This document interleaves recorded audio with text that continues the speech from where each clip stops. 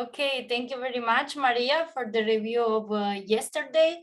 And today we start with this question that I asked you to reflect yesterday about, that is, what in school, how do we assess students, what do we evaluate, and what is the aim of the educational system, according to you. So I will ask Tumiai to share us in a national group for 5 minutes. And inside the group, you have to have an agreement about what is taking in consideration when we make students evaluation in each country.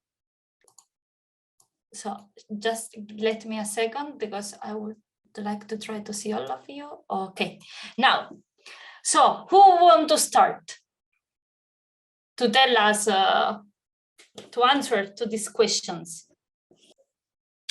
As I talked with Mirjana, here in Spain, the problem in the whole educational system is that in almost all the lessons, when you go to exams, the exams evaluate all the quantity of information that you could memorize 2 weeks before the exams. For example, I understand in mathematics, you should go to exam and demonstrate that you know how to do the mathematics operation and you know how to solve a problem. But for example, in other lessons like history, geography, or Spanish language, it is the same system. You have to go to exams, and if you have been talking with the teacher during 2 weeks about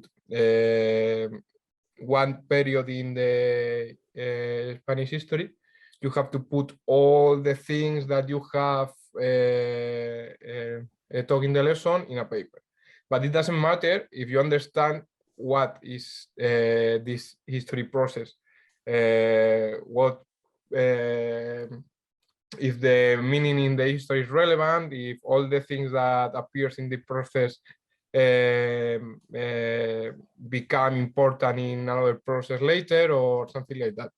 It's just the importance of what you put in the paper. If the things that you have taken in the lesson you can memorize and put in the paper 2 weeks after that, and it doesn't matter if 1 month after that you can remember what you have doing.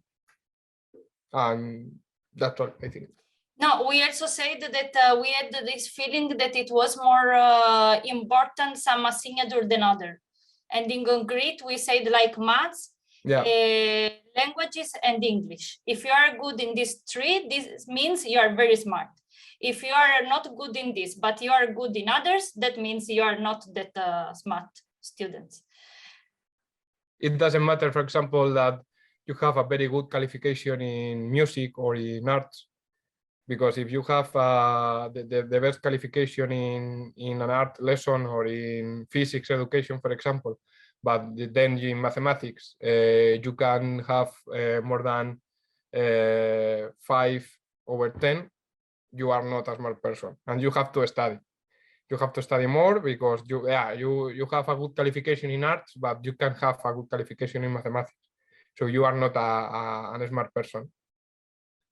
And we also said that we have this feeling that school is preparing you somehow for work with the knowledge that you memorize. So it's focused not in preparing citizens, but to prepare worker. And that's all, no, for us. Written evaluation is very important in Greece. We have exams for every course, and at the secondary education, elementary school and high school, we have exams at the end of the year, and a great importance is given to the written exams. And in the primary school also, we have tests And memorization in history and in theoretical classes is important too, I think. And do you add like the same feeling of Isidoro and me that some subjects are considered more important than other, or do you feel all are like on the same level? In general, in the elementary, as far as concerned elementary and high school, if the school is general orientation, it's very important to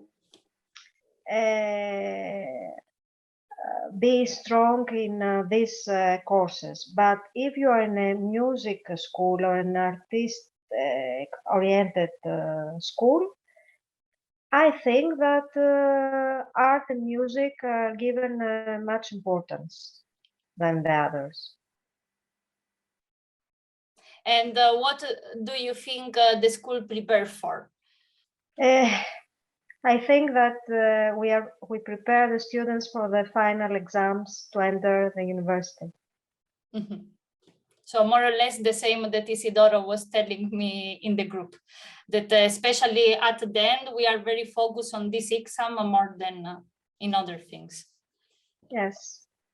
Thank you very much, Sophia. What about Romania? How is evaluation process there?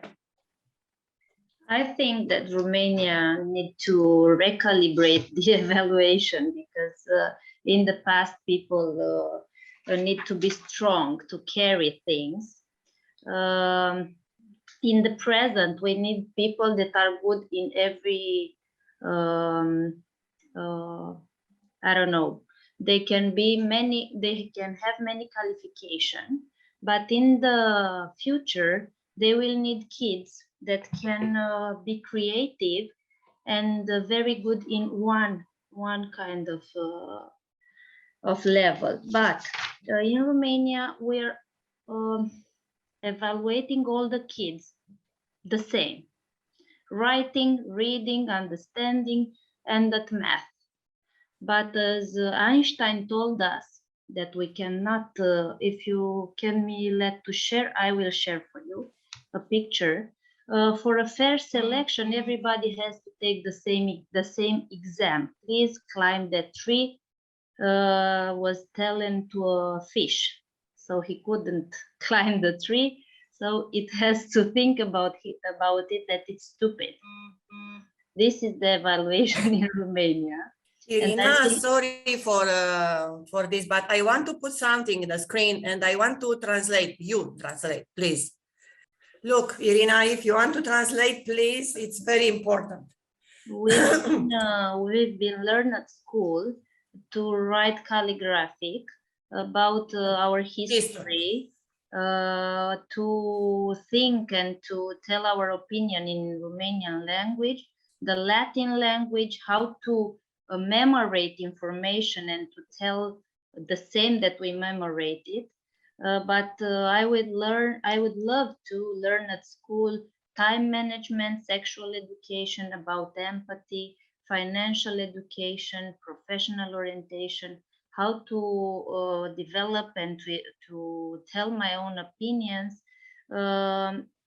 how to help somebody, the mental health and self-care, about the relationship, how it works, the government, and why it's so important to go to elections.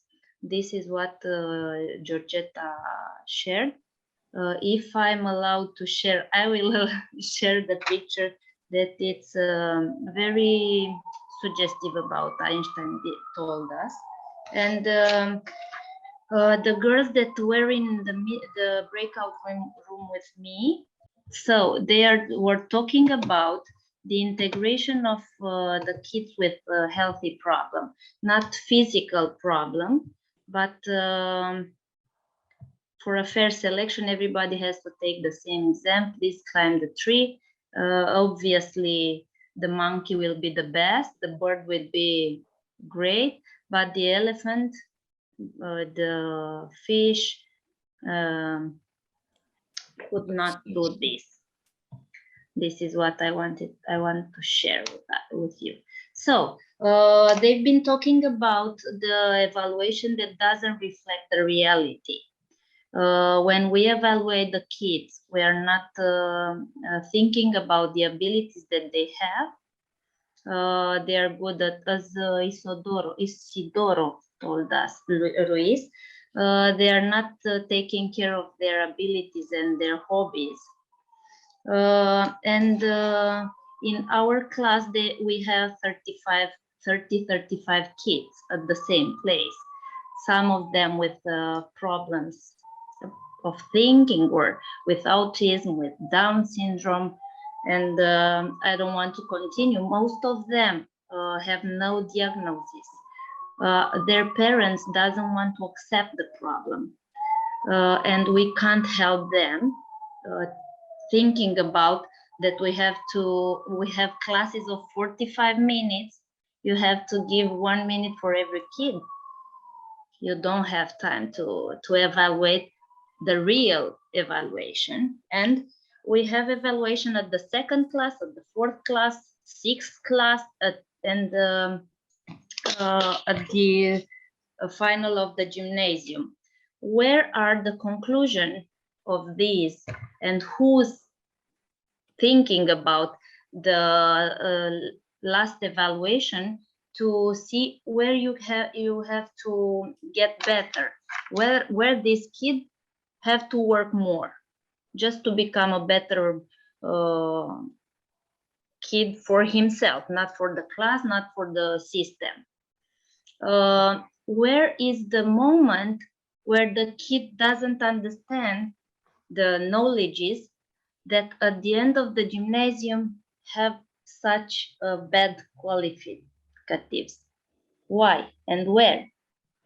We will now see this. Actually, all the things you are telling, it's like a very perfect for what we are gonna see now, because actually all the let's say all European and the USA system, it's based in the theory of these men that seems here very nice, but it make cry a lot of students in the history.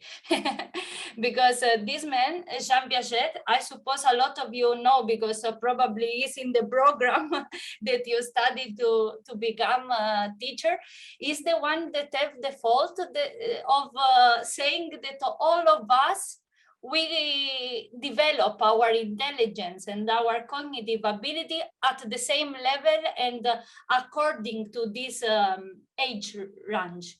So it was becoming so important in Europe and USA, and together with Maria Montessori, they put the basis for all our education system.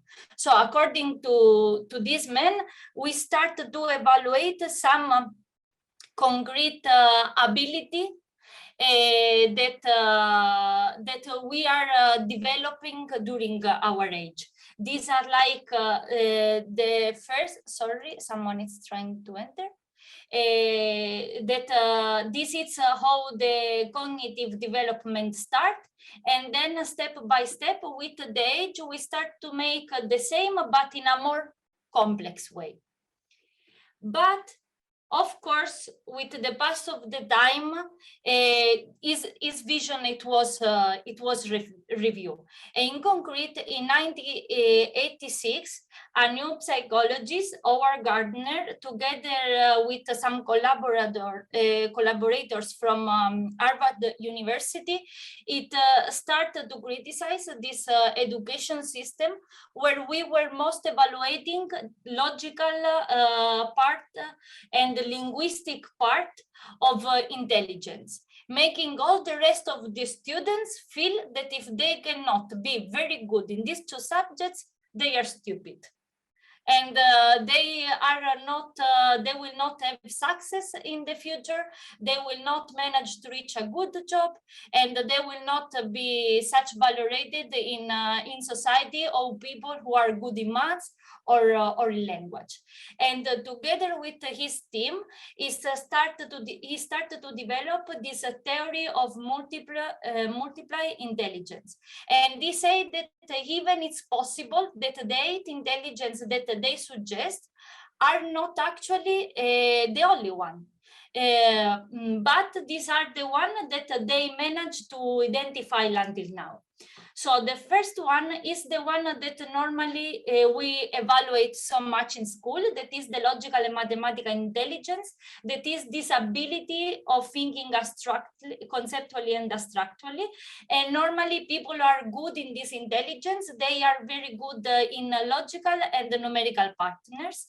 So they are normally very good in maths and in making experiment and to solve complex computation, and they if they work enough in this part of their intelligence, they can become scientists, mathematic, computer programmer, engineer, and accounting. And the other part of intelligence that it's very taken care of school is this verbal and linguistic intelligence, where we see people who are we evaluate people who are good with words, language, and write, and that in the future can become writer, journalist, lawyer, and teacher. But what about the rest of the intelligence? He said that, for example, exists a body kinesthetic intelligence. In our group, we were speaking with Isidoro that if in a school, you say that your favorite subjects is physical education, everybody will tell you that you don't like school, you don't like to study, you want to just play.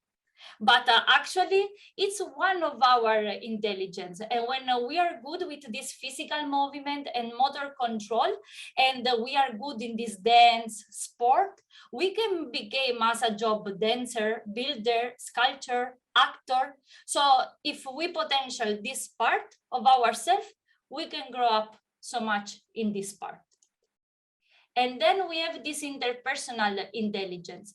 So much time happen that there are students that, for example, they can be very great in language. But even if they are very good in this writing, maybe they don't have this confidence, this ability of interact with us, with others that make them really great teachers.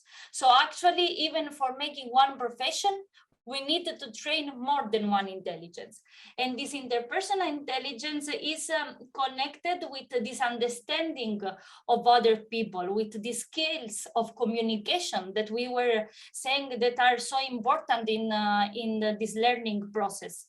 To being able to see different perspective that is so important in a world that where every time it's more globalized and we need to understand more the difference and to resolve conflict.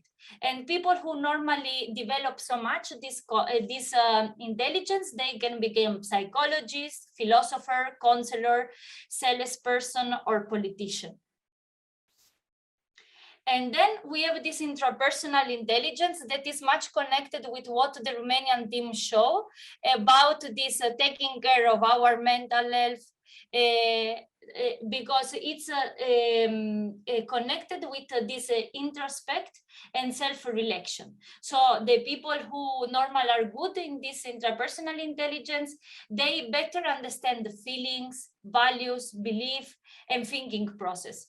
And they can, if we work enough on this, they can become philosopher, writer, theorist, and scientist. And then we have musical intelligence. For people who are really good and have this natural talent to understand the rhythm, pitch, and timbre, and that of course they can become musician, compositor, singer, music teacher, or directors. And then we have this naturalistic intelligence that it was training too much when the first school in Greek it started. Aristoteles, for example, he was making his class in working with his students in the street. And now we are close in rooms where we have not environment stimulation. But people who are normally good in this intelligence, they are really good in recognize and categorize animal, plants, and other objects in others, and they really get this relation between cause effect in others, and they can be biologist, conservationist, gardener, or farmer. And then we have this visual and spatial in intelligence that it's make us good in this spatial judgment. And for example, in a picture, graphic, these people who are so good making puzzle, and they can become architect, artist, or engineer, for example. And these were the 8 intelligence that Howard Gardner and this team they could identify, but they said that it even could be more. After that, he had indeed 9 intelligence, that it was this emotional intelligence, and he said that actually technology can support us in school to being able to personalize more the education and to give us the opportunity to work with each student in the intelligence that they have more developed, because of course we have to work in all of them, but we don't need to make students feel frustrated if they are not that good in maths. Maybe they are good in this body and synesthetic intelligence, or they are much better in this music or in this spatial, and we have the teacher have to be like a guide for them and just put out the talents that they already have. So we actually go a bit back to this Greek philosopher thinking. And beside that, the theory of Howard Gardner, it's right now quite evaluated positively. After him, there were more psychologists who said that, okay, it's true, we can work in this intelligence, but maybe this intelligence can reflect talent, but we should also being able to analyze the 3 aspects when we evaluate the students. That is their analytical intelligence, so this ability to evaluate information and solve problems, create creative intelligence, what Irina was saying. Now with the internet, all of us it's able to get information. Then we can speak about if we are able to select the right one. But all of us can have this access to the information. We need people who come up with new idea, not just repeat old patterns. And at the end, this practical intelligence. There are a lot of people who can remember so much information, but they are not able to put in practice. Well, we have to teach them to put it in practice and to adapt this information to the situation that they have in front. What do you think? Can be this an answer to the problem that we were finding in this evaluation process in each country? Irina, and she won't speak. I've been thinking about your telling. At the beginning of my primary cycle with the kids that I'm working with, I've tested them the abilities of learning. So I saw how many kids of my class are visual learners, how many are a theoretical one. And now I'm adapting the activities just to let them know. For example, in the math class, I'm working a graphical method for a problem, but I'm putting it on algebraical one just to let them know all that there is many ways to solve a problem.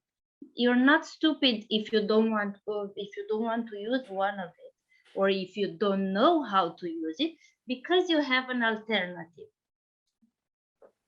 That's why I'm thinking about that we have to test their abilities and the way that they are learning better. So they don't have to be stupid at math. We have not tried the way that it's appropriate with our style of learning, and we have to try another way to learn that problem. Want someone else add something? I think that for me, it's more important to know their personality. I'm a huge fan of psychology, and a few years ago, I have started to study, how do I say it, like personality psychology. So I've discovered more than 16 type of kids' personalities. So it's better for us as the teachers to know which type of personality has the kid, because when you do know that, you know how to create the lesson for each of your kid. There is another point of view. There are parents with different kind of parenting styles, and there are parents that protect very much the kid and doesn't let him to interact with the nature. That's why they doesn't know how the cause and the effects are collaborating. So I've been studying this too in my class. It's true that we a lot of time we can find a barrier in the family. We can see that as well sometimes in Spain, this overprotecting, or the parents who are pushing the daughter and the son that they could not become a teacher. They have to be engineers, because engineers, it's a job that will give you more money. So it doesn't matter if you like, if you're in, let's say, body or language or interpersonal intelligence is more developed, they want you to become engineer, and they push you to go in this direction. So because of this, actually, it's very important that we understand that family and school cannot work separately. Felicia was saying, I believe yesterday or Friday, that when they start with this digital education, it was very important, the collaboration of parents and the tutor of the children. If we want to educate citizens, we cannot think the school can work alone or that parents can work alone. We have to create a better collaboration between a family, community, and school. Because if a teacher in school teach that draw, it's more important for their daughter, but when they go at home, the parents say that, why are you not making English? And you are drawing, artist is not a job. So the child, of course, will be confused. So of course, maybe we need as well to educate parents to know that it's not a problem if their daughter, their son, they prefer to spend the time in the nature, because maybe then they can become biologists, and then stay close making math exercise. This it's something that we have to work on as well. If he's saying something, and personally, I have also observed different expectations regarding the kind of intelligence according to the gender. Yes, this is now also a very big debate in Spain. that traditionally it's expected that a woman study things that are connected with this interpersonal intelligence and with this relation. So women should become teacher, nurses. I don't know what else is coming in my mind.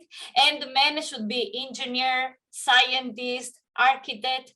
This in Spain right now, this is a big debate, and from up and from down, it's making a big effort to make this change. Every time there are like more programs, and there's a more grant for facilitate that, for example, women enter in a scientist university. And also there are more support to men who decide to go in more caring university, as it can be, for example, nurses or teaching. But it is true, I remember in Italy, I was studying a bachelor that was called social psychopedagogy, and between 40,000 students, there was just 20 men, because it was considered a school for women.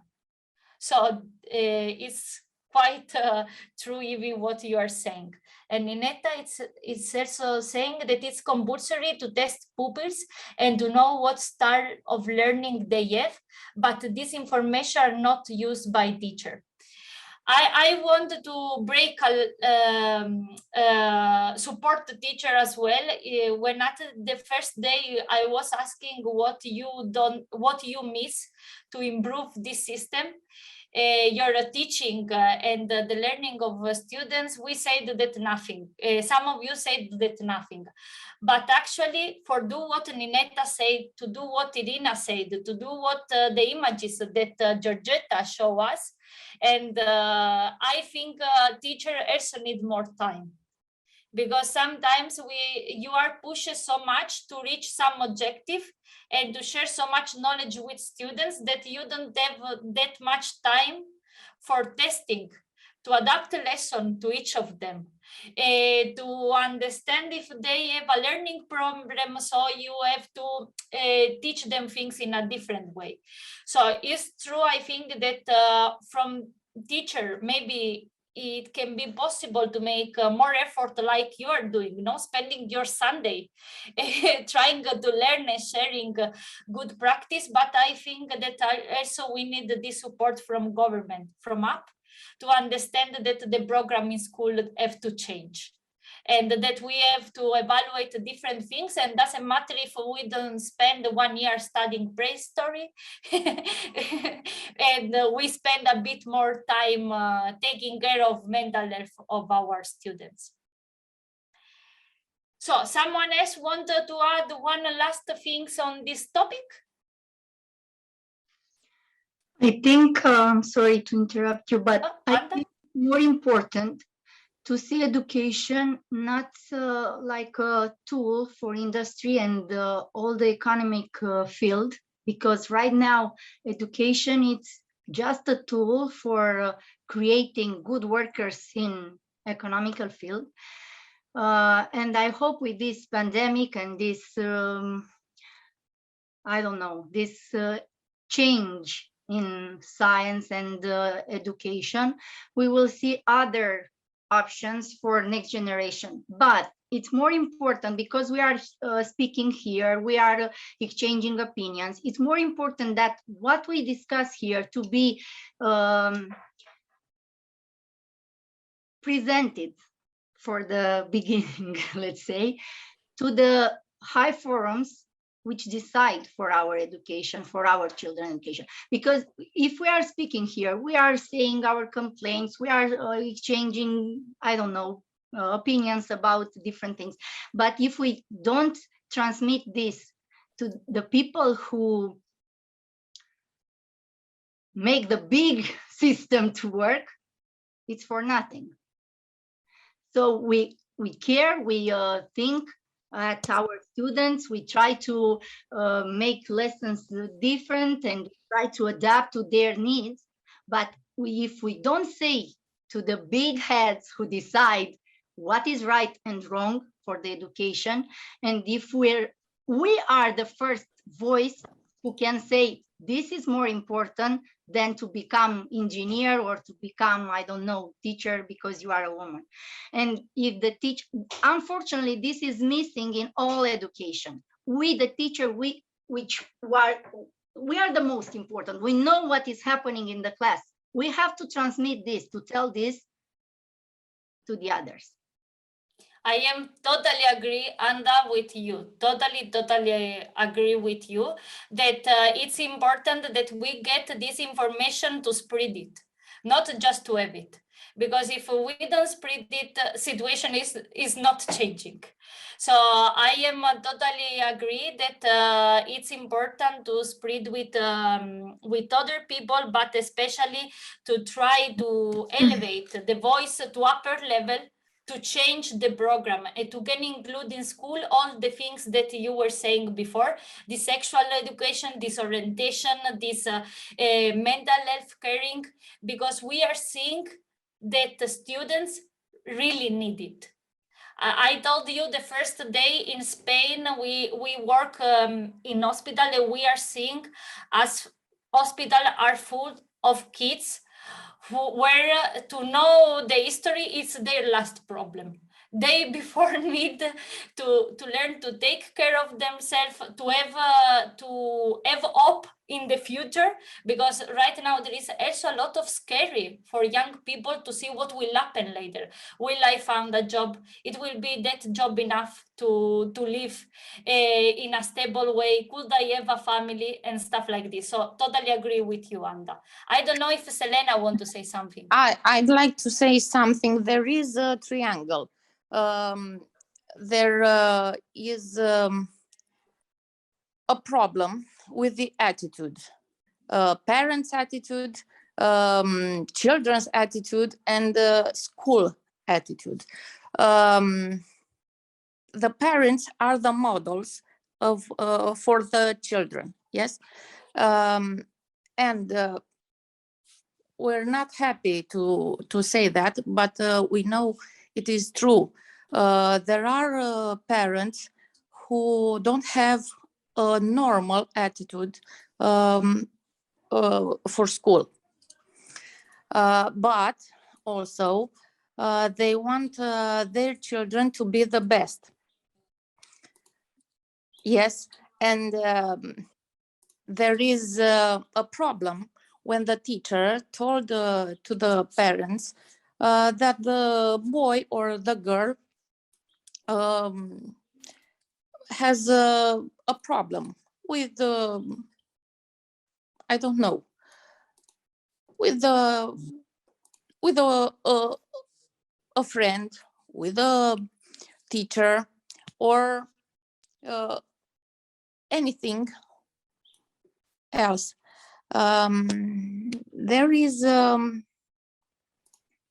problem with the parents, and until this problem don't get a resolution, the children will be the victim. The children always will be between home and school. Yeah, because of this, it's needed so much this relation between these three parts where the young live: family, school, and community. Absolutely. And about what you are saying, there is one Italian psychiatrist, he's called Paolo Crepet. If I can, I will share with you something with him about this exigence that you are expressed, no? That parents always want the children not just to be good or to be happy, but to be the best. The best. This is creating an effect that is called bonsai children. They are children that when they are school, they are amazing. They became the first in the class because they will study so much, but they work like a cheating car, a car where you change some stuff. And at the beginning, they are working very good. and they are giving all their energy and all their good result at school. And then when the school finish, they start to feel empty, and they don't progress like people who are best at school normally are not the one who have better result at a job, because they already use all their energy on that. In Romania, there is another problem. I don't know if this problem is everywhere. The child can see that his parents has got a lot of money. And also he knows, or the parents told him, that the school is not so important. Look, I have a lot of money and I didn't like school. And this is where the problems begin. Yes, the teacher asked to the children seriously, to ask them to learn, and the children at home can see there is another option, not to learn, but my parents has money. And today the money are very, very important. So it seems that we have quite a lot of challenge, not just virtual education. That we will need to have like other 3 seminary about to work about this relation between school and families. It seems there is something behind this first level, this first problem. Okay, just to don't steal too much your time, I will try to reconnect to the things that we had for today. As was saying, thank you very much for all your interventions first, and we will find now another debate topic, that is digital competencies. Because as I said, Gardner, the psychology who proposed this theory of multiply intelligence, he said that technology and this virtual digital education can support us to adapt more the studies and the class to be more personalized for the students and to get them to reach a better development. But of course, to do that, we need some digital competencies as before, and we have to transmit them to the students. And today I will share with you this DigComp, that is the framework of digital competencies that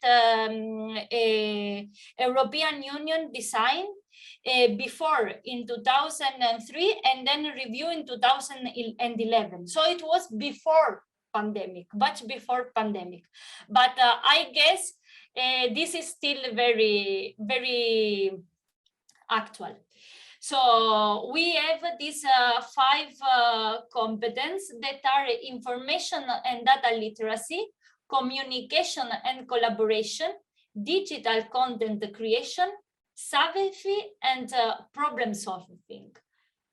Do you feel right now like you control all these digital competencies, and that school it's sharing, it's preparing the students as well to have these competencies before to go totally to a virtual or blending teaching style? So Georgetta is doing no. Irina is saying no as well. Irina think there are 2 Irina. So another Irina think that yes, that we already have and we are working on it. So Irina, you think that yes. What do you think information and data literacy include? I think that the kid, when he's reading text, they have to find the information exactly in the place that we are writing it. So there are many kind of information and data literacy. When I'm talking about this, I'm thinking of the items of PISA testing for the kids. We have many, browsing and searching and great slide. Thanks. So they have to find the information the exactly way that they are written on the reading on the item, and they have to find it on the text. Another kind of item, we have to read the item and to find connections with the information that we read in the text. So yes, I'm doing it. And to evaluating, it's like a kind of game. If I will be this character, I would do this. If I would do this, what will happen? Is the cause and effect that I was talking earlier. They have to put in the place of the character. They have to see, if I've done this, what will happen? If I wouldn't, what would happen? I think this slide, it's also now in the moment that we are, it's also quite focusing in the fake news. I don't know if your country, you have a problem with fake news. Yes, we have. We have to learn kids where they can find the real information, to find in Wikipedia, and they have to select sources. They have to read in many sources and to select the real one, to go to encyclopedias, to go to books that are scientific, they have information, scientific information. They are always in my class when I have a scientific text. We are going to a legend or to a text, creative text, to see the reality versus the creative one, the imagination of people. So yeah, I'm working this competence.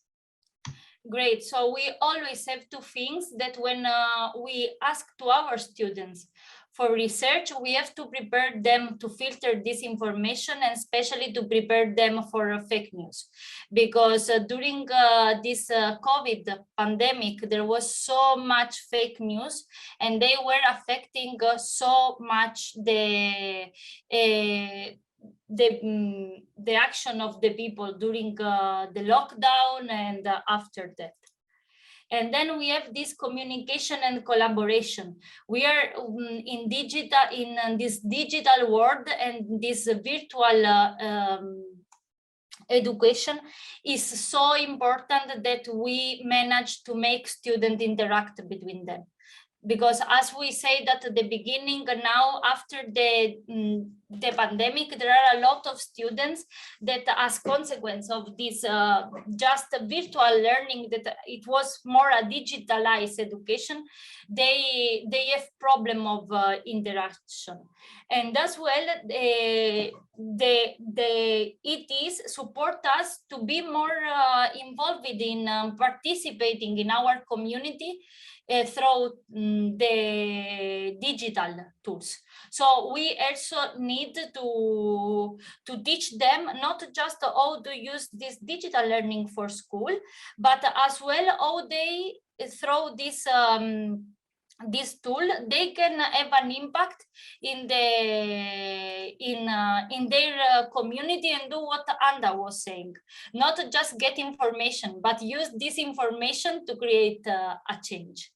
And then to collaborating, sharing, respect the internet rules, because before now in internet we start to have some rules, no? Because especially in social network, I don't know if in your country there is this big phenomenon of cyberbullying, that it seems that the people who are behind the screen are not anymore people, so we can say anything to them. So we need to teach the students that also in internet, also in this virtual world, there are rules, and of course managing this their digital identity and how to protect them. Then problem solving. I don't know if happened to you that some class look like a spiritic meeting. Like, are you here? Do you listen me? Give me a feedback. Because we have so much problem with our laptop, our microphone, our cam.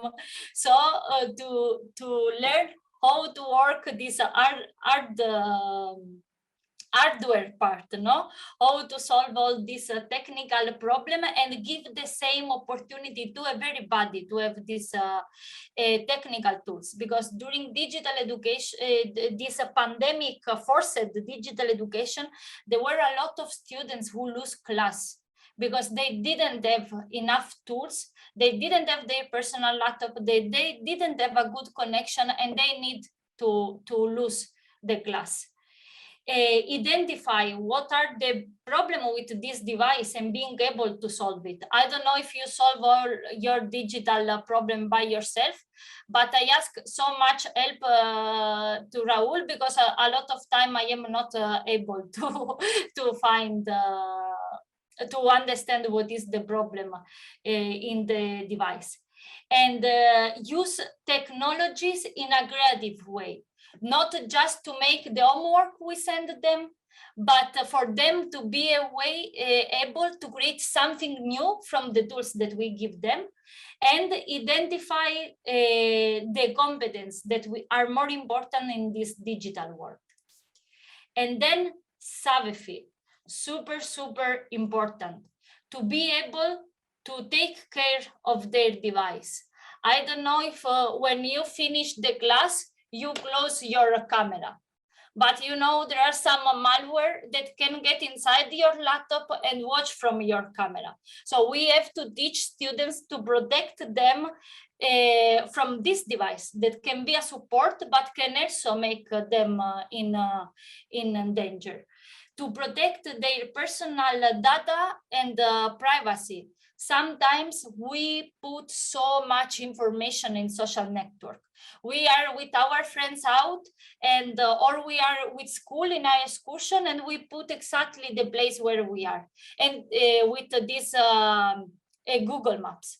Or I don't know if you receive in your email every month a resume of Google Maps that tell you where you have been all the months. So we have to teach them to protect this kind of information. And then this health and well-being. In internet, we can find so much advice to stay good, but this device also became a problem for health of young people. A lot of young people spend so much time using a device that they get dependent from them. And as well, sometimes it creating in this virtual world a fake reality where everybody looks so happy, everybody have so perfect relation, everybody have so perfect body, and they are so successful that at the end young people start to have a continuous state of frustration, because they don't see their life is that much good as the one of their friends or the one of their teacher, if you are a friend of them in internet, or just from other people.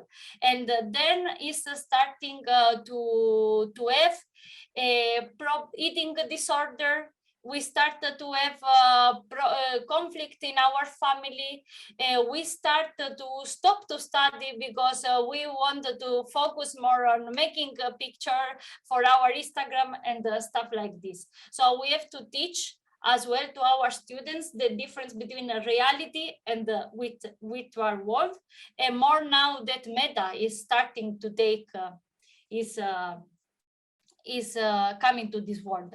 This is helpful to teach the kids about the Savvy on internet. So Irina, share with you one link that then Irina, maybe you can share in the Facebook group as well, so we will not lose it. Of course, there is Interland game in there, in that site. The kids will play and they will learn a lot. Why? Because they have some options. where you can share a picture with your brother naked, for example, with your family, with nobody, or with your friends. And he have to choose the right answer. This is the way that he will learn a lot. There are many questions, many levels. They will get a certificate after every level. Parents can be close to them while they're playing, and that's the way that they will learn a little easier. This seems very a nice tool. Thank you very much, Irina, to share it. And then we have this last one, digital content creation, that is quite a lot about what we were speaking before. Not just giving to the students fish, but learn them to fish. Learn them to develop new things, teach them to be able to have copyright on what they create and do programming. Programming is also a funny way to learn, for example, maths or other kind of science. So do you feel like we are, beside asking our students to have this class online, we are working as well in these competencies? Are they prepared for this online education? Cecilia say more or less. They probably know something, they still need to learn something. I just want to say something or to ask them. In our school, for example, our headmistress said that we have to take care about what we post on Facebook about our activities with the children in classroom, not to see their faces, not to be seen their faces a lot. But my idea is another. I look for with great admire to Georgetta's posts on Facebook, because she and her children in the classroom have great activities, and all this open, and no one is hiding. Everyone is. My idea is because you told in this previous about managing the identity on internet. My idea is that we relate the name and the face with the name of for example, one child, and in elementary school, then in gymnasium, and all the posts is like a trace, a history for him. If you Google the name, the Google show every traces on Facebook, Instagram, related to his name. And this is, I think that this will stop him to post bad photographs or bad things on internet, because he will be related his face or his name.